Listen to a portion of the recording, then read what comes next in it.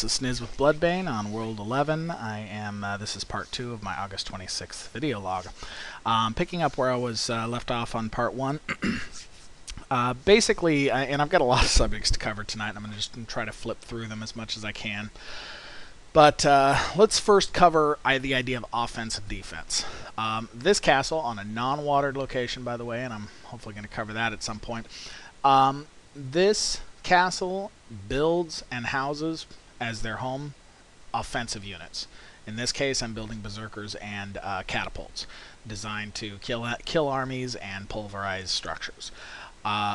There is no defensive units being built in this castle, nor will there likely ever be, unless I'm desperate. There will be defensive structures. I haven't done it yet, but I'll be building ranger towers and ballista towers.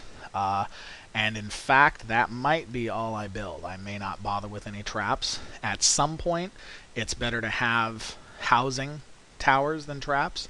But earlier in the game, lower level armies being attacked by lower level armies, you actually get more bang for your buck out of the neutralization traps. But at larger sizes, you're just better off having, if you got the units and you can double them with your towers, putting down the right kind of towers. So there will be ranger towers and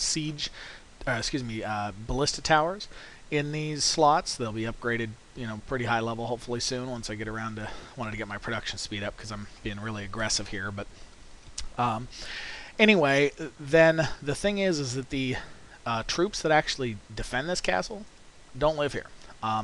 They live BS10. Where is it? Well, they live here. They'll live here. So far, I've got 2 support cities being built. They'll live here and here. Now, these cities are actually where I'm producing it. This is what I'm talking about when I'm saying a non-castled military city. This is still a military city, and in fact, it's going to have the exact same building types. And this is what I actually like, and I'll cover that later. But it's going to have the exact same building types as a castled city.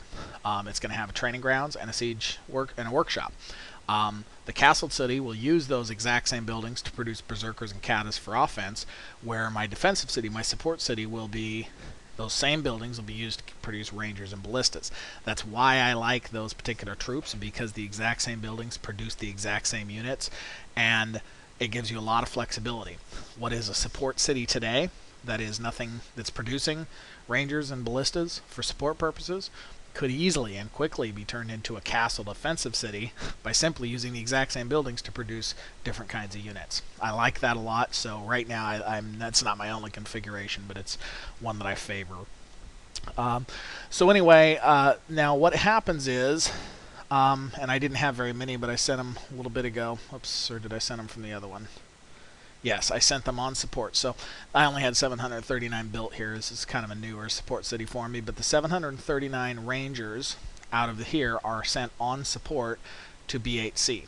So at this castle, they may not have arrived yet because I just sent them when I was getting ready to incoming support at 22:05. So in about 20 minutes, these 739 soldiers will be here. And down the road, that'll be thousands and thousands of rangers and ballistas being sent from that city. So what you end up with is a support city here. Ultimately, there'll probably be another couple of support cities who have huge militaries, but that then send them to this castle to help defend it. What do they do in their off time? They raid. They raid the piss out of places.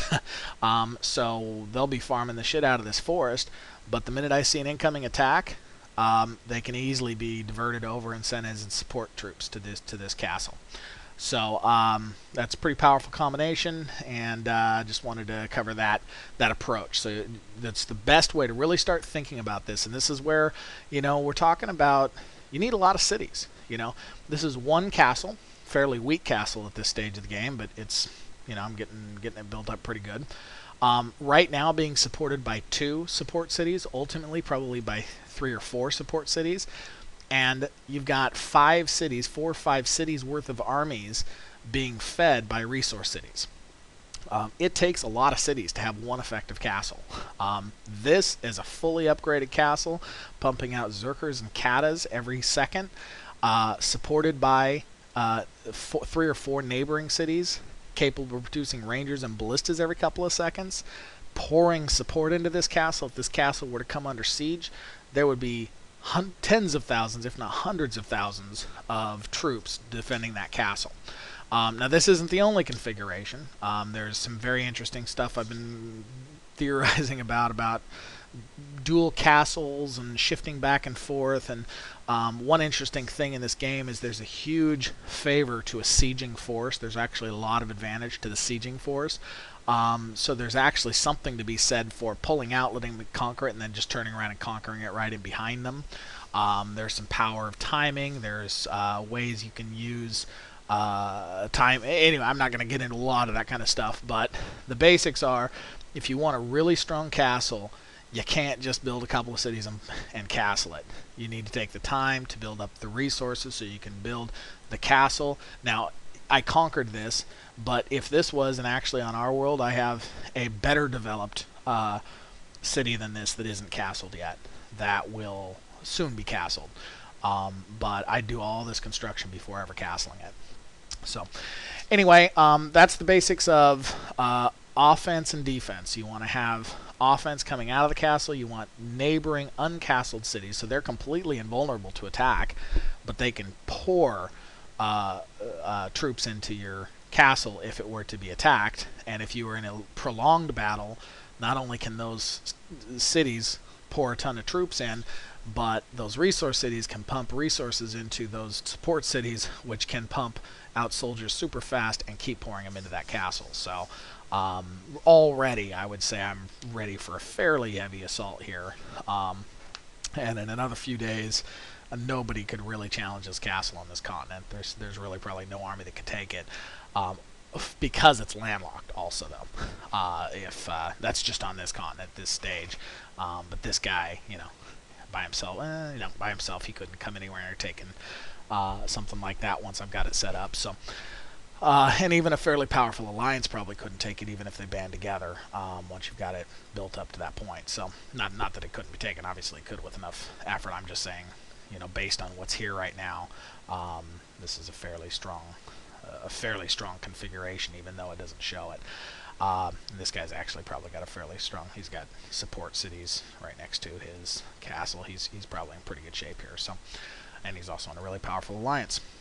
So anyway, wanted to talk just a little bit about troop type. So far, your best offensive infantry, or not, your unit killing troops. You've got berserkers are really easy to work with because they're iron, pretty cheap, and in many ways the most bang for the buck. They are very powerful.